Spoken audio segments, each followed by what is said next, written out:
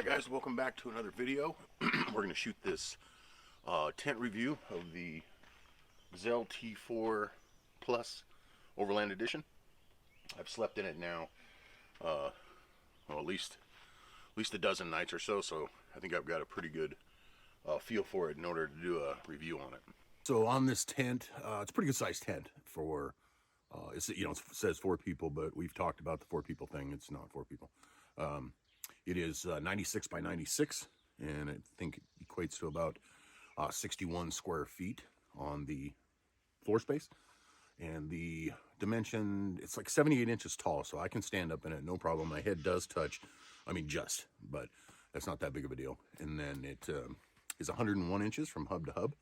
The color is a orange slash Sedona, I forget what they call it. So this is a fairly large tent, collapsed. It's 8 inches by 8 inches by 67.5 inches. It also weighs 35 pounds, so it's very long. It's, heavier, cumbersome. It's not definitely anything you're going to take anywhere but on car camping for the most part, or any place that you have a large motorized vehicle to, to be able to carry it, just because of its size. You've seen me take it on the trailer, or off the truck and on the truck. It's pretty good size. It is got a 1-year limited warranty. Some of these companies are outstanding with their warranties. Anytime I see 1-year limited, I'm like, basically there's no warranty unless it's, manufacturer's defect type thing. Just tells me you're going to fight with them, if you really have an issue. The Rainfly is more of a canopy style Rainfly. Basically just keeps the elements from coming in from the top. As you can see, the sides kind of jut out farther than this does. So, for keeping out, I haven't had this in anything more than a light drizzle. I believe the Outdoor Gear Review did a full review on a T3, I believe, in heavy rain, and his actually had some issues and it leaked. So I don't know about this one. If I was expecting heavy rain, I'd probably set a tarp up over it anyway, just because there's nothing worse than waking up to a flooded tent. I know. Look up here. But at least I didn't wake up to that one. That one I saw coming. So anyway, this is, it's a very convenient tent, for getting out here and setting up. So I don't have a rooftop tent on my truck. Get away. And this is by far, other than some, the ones you just throw in the air and they just, poof, there's a tent. This is by far the most convenient way for me to just get here, especially if I'm going to get in here late. So today, this is a new spot for me. Never been here before. I'm shooting another video for you guys, and I wanted to try it out. I had some recommendations about this area, so came up here, and I wasn't sure what I was going to find, so I didn't know how long I was going to be driving around today, trying to find some new areas for you guys. And so this was the perfect tent. I didn't bother with the awning room because that takes a while, and if I drove around till dark, not that big of a deal. This thing, I can set this thing up in 5 minutes, I think. Maybe a little longer with staking it down and everything. But if I had to just get out, pop it up, jump in there, they'd be quick. So that's mostly what this tent is designed to do. That's why they've got it as an overlanding tent. It's a replacement, I guess you could say, to a rooftop tent, or not a replacement, but a alternative. It's an alternative to a rooftop tent. And so I don't know that I'll ever have a rooftop tent, just because climbing in and out, is kind of precarious anymore, especially if you had one too many little cocktails and, things like that. So probably always be a ground sleeper. If not, maybe I'll do a trailer, but you never know. I may get a wild hair at my keister and, throw a rooftop tent on here. All right, so I have this on wide view, just so you can see inside. It's a little dirty. I got to clean it out here before I put it away. But it is pretty roomy. If I put like I said, you're not going to get 4 people in here unless you line them up, like canned sardines. It'll happen. You can make it happen that way. To be comfortable, my cot and or that air mattress takes up, close to half of that. And then I just have the forward half here closest to the door, to put, the remainder of my gear and my little coffee table and things like that. So, pretty decent size. It's got those mesh pockets you can see hanging on the sides. I think there are 4. There are. There's 4. There's also, probably can't see it in there, there's also a gear loft up there on the roof.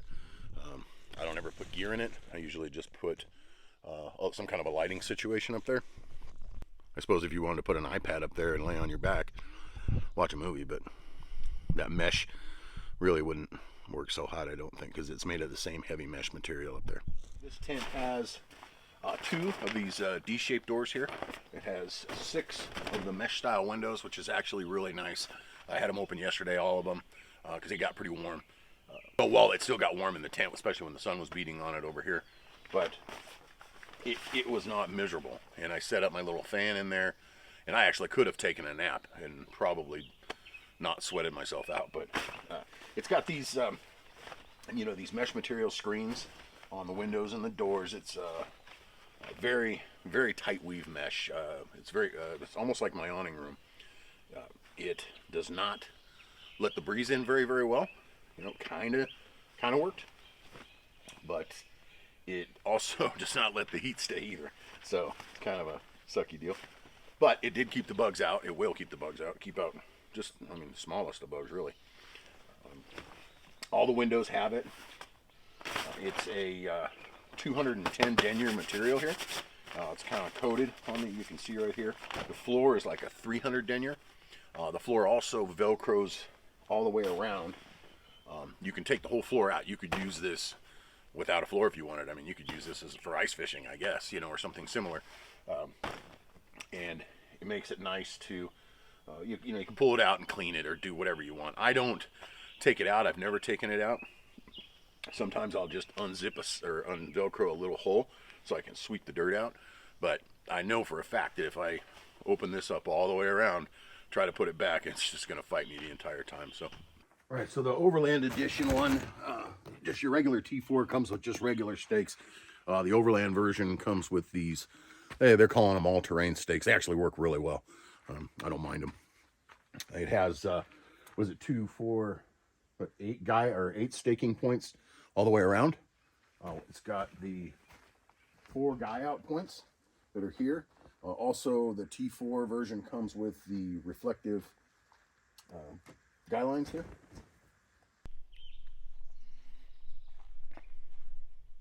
So I usually only do 2 or 3 of the guy lines, depending if it's going to be windy. If it's going to be windy, I'll do all 4.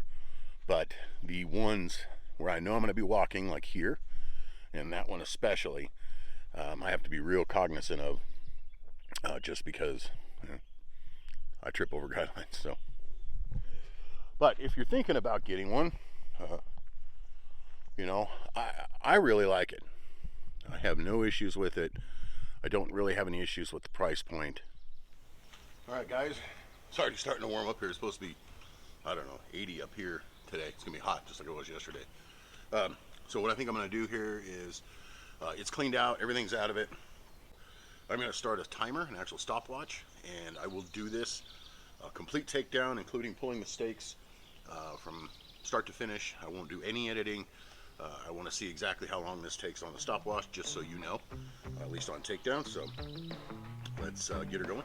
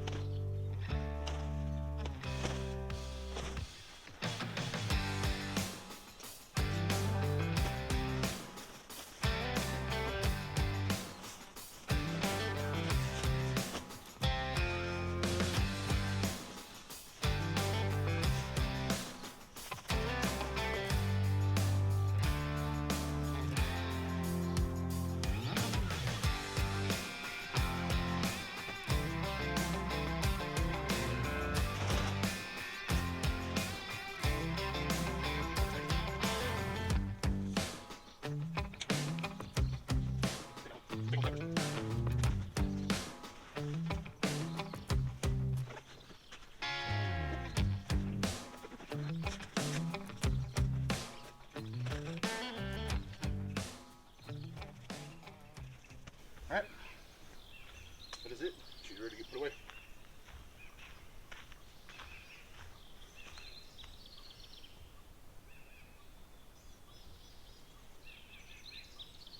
So 5 minutes, 50 seconds.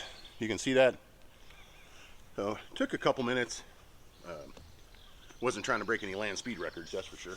So you go out, you know, it goes up roughly the same speed. You know, but I would say a little bit longer. I would say give yourself 10 minutes, you know, to set it up, which really isn't anything. So.